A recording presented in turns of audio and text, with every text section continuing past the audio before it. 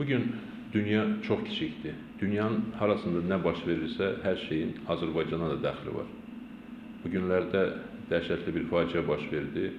Polşa prezidenti Kaçinskinin təyyarəsi Rusiya ərazisində, Smolenskdə katına uçarkən qəzaya uğradı və prezident Kaçinski xanımı ilə birlikdə və Polşanın 100-ə yaxın görkəmli dövlət xadimi, ictimai və siyasi xadimləri faciəli şəkildə həlak oldular. Bu təkcə Polşa xalqı üçün yox, hamımız üçün böyük itkidir. Çünki Kaçinski son illərdə Avropa miqyasında çox önəmli fəaliyyət göstərən bir siyasətçi idi və onun istər postsovet məkanı ilə bağlı təşəbbüsləri, istər Azərbaycanın Avropa inteqrasiyası sayəsində göstərdiyi xidmətlər Azərbaycan xalqının heç zaman yadından çıxmayacaq. Bir neçə gün əvvəl də Qırğızstanda çox maraqlı və gərgin hadisələr baş verdi. Hadisələr indi də davam edir. Qırğız xalqı növbəti dəfə ayağa qalxdı və qəzəbli bir şəkildə avtoritar, korrupsioner Bakiyev hakimiyyətini devirdi. Bu hadisə təbii ki, hamı üçün çox ciddi mesajlar verir. Hər bir xalqa mesaj verir ki, xalq öz taleyinə sahib çıxmalıdır və mövqeyini ortaya qoymalıdır.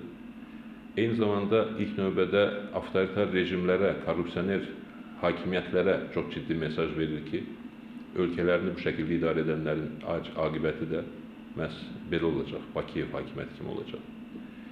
Eyni zamanda bu hadisələr başqa bir, çox önəmli bir sammiti kölgədə qoya bilməz. Bilirsiniz ki, Vaşinqtonda bu günlərdə çox önəmli bir sammit keçirilir.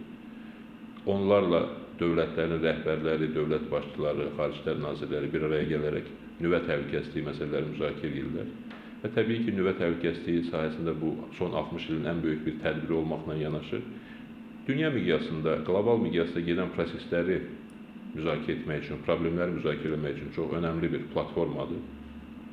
Tədbirdə postsovet məkanından Rusiya və Ukrayna iştirak edir, Qazaxıstan iştirak edir, qonşularımız Gürcüstan və Ermənistan iştirak edir, amma Azərbaycan dəvət olunmuyor.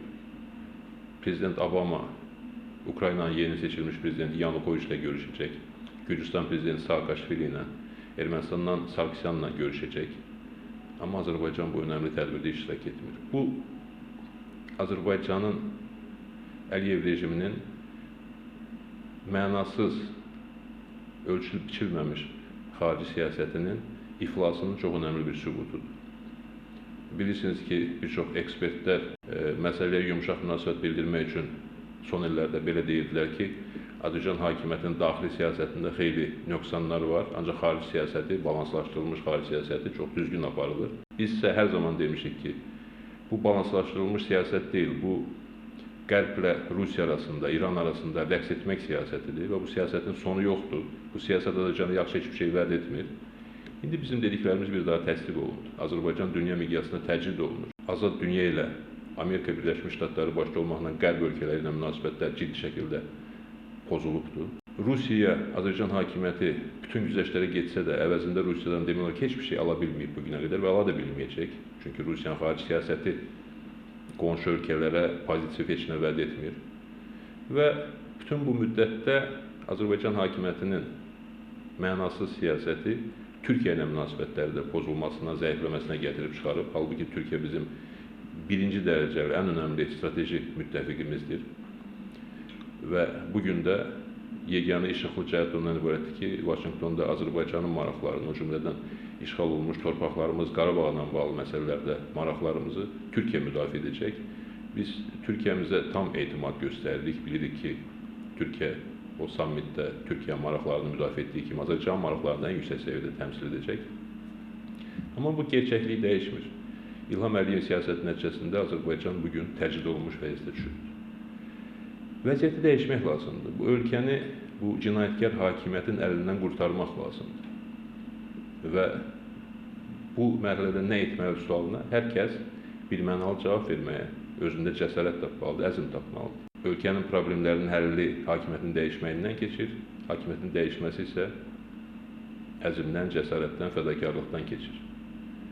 Bugün artıq mənə gəlir hər kəsə bəllidir ki, xarici siyasətlə daxili siyasət arasında bir Çin səddi yoxdur. Daxildə nə cür bərbad siyasət aparırlarsa, xaricdə də həmin siyasət aparırlar. və xarici siyasətdəki uğursuzluqlar ölkədəki uğursuzluqların da davamıdır. Və eyni zamanda məncə bugün hər kəs aydındır ki, siyasi azadlıqlarla iqtisadi azadlıqlar bir-birinə bağlıdır. Siyasi azadlıq olmayan yerdə iqtisadi azadlıq yoxdur, iqtisadi azadlıq olmayan yerdə siyasi azadlıq mümkün deyil. Bugün ölkədə mülkiyyət hüquqları dəhşətli şəkildə pozulur. Bakının mərkəzi küçələrindən tutmuş, Azərbaycanımızın ucqar rayonlarına, bölgələrinə qədər hər yerdə vətəndaşlarımızın mülkiyyət hüququna təcavüz edilir Əliyev rejimi tərəfindən. İnsanların 10 illərlə yaşadığı mənzillər əllərindən alınır. İnsanların çətinliklə əldə etdikləri obyektlər əllərindən alınır. Ölkə başdan başa çəpərlənib, 1000 hektarlarla torpaqları çəpərləyib, ayrı-ayrı şəxslər, ayrı-ayrı oliqarxlar, İlham Əliyevin yaxınları mənimsəyiblər, özəlləşdiriblər, ələ keçiriblər. Bugün ölkədə azad iqtisadi mühit yoxdur. Kiçik biznes, orta biznes məhv edilir. Biznesmenlərin vəziyyətini biz bilirik. Bir tərəfdən vergi, gömrük, prokurorluq, polis, Fövqəladə Hallar Nazirliyi, bir tərəfdən rəsmi vergilər, rüsumlar, o bir tərəfdən rüşvətlər. Onlar dəhşətli bir vəziyyətə salıbdır.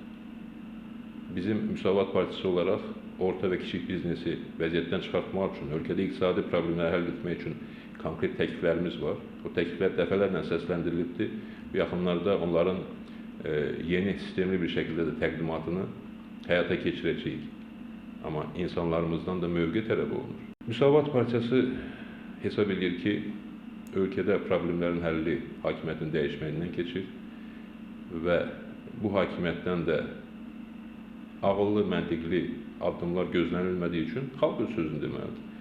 Biz artıq kütləvi tədbirlərə başlamaq qərarını vermişik. Yaxın günlərdə kütləvi tədbirlərlə bağlı addımlar atılacaq və biz vətəndaşlarımızı da bu prosesdə fəal iştirak etməyə çağırırıq. Mülkiyyət hüququ pozulan insanlarımız, vətəndaşlarımız gözləməməlidirlər ki, yalnız müxalifət partiyaları öz qüvvələri ilə ölkədə vəziyyət dəyişə bilər. Biznesmenlərimiz gözləməməlidirlər ki, onların haqlarını, hüquqlarını onlar özləri əllərini ağdan qaraya vurmadıqları şəraitdə həll etmək mümkün olacaq. Bir yerdə bu problemləri həll etməliyik. Biz ölkəmizə sahib çıxmalıyıq. Ölkəmizin sərvətlərinə də sahib çıxmalıyıq, problemlərinə də sahib çıxmalıyıq. Ölkəmizin, xalqımızın bugününə də sahib çıxmalıyıq, sabahına da sahib çıxmalıyıq. Övladlarımızın gələcəyinə sahib çıxmalıyıq. Mən bütün vətəndaşlarımızı fəallığa çağırıram. Müsavat Partiyasının və digər demokratik qüvvələrin yaxın vaxtlarda başlayacaqları kütləvi tədbirlərdə fəal iştirakə çağırıram. Biz çalışmalıyıq ki, dünyaya bir daha Azərbaycan variantını nümayiş etdirək. Biz başqa ölkələrdəki variantları diqqətlə izləyirik, öyrənirik. İstər Ukrayna variantı olsun, istər Gürcüstan variantı olsun, istər daha ziddiyyət şəkildə davam edən Qırğızstan variantı olsun. Bunlar hamısı bizə bəllidir. Ancaq Azərbaycan zaman-zaman öz tapıntılarını, öz iradəsi ilə meydana gələn variantları ortaya qoyubdur və indi də mən hesab edirəm ki, Azərbaycan xalqı bunu etməyə qadirdir. Mən hesab edirəm ki, bu il parlament seçkiləri ili Azərbaycanda köklü dəyişikliklər etməyə imkan verən bir ildir. Hər şey onu göstərir. Daxildə gedən proseslərdə, beynəlxalq miqyasda gedən proseslərdə bunu göstərir. Mən sizin hamınızı taleyinizə sahib çıxmağa çağırıram, vətənimizə sahib çıxmağa çağırıram.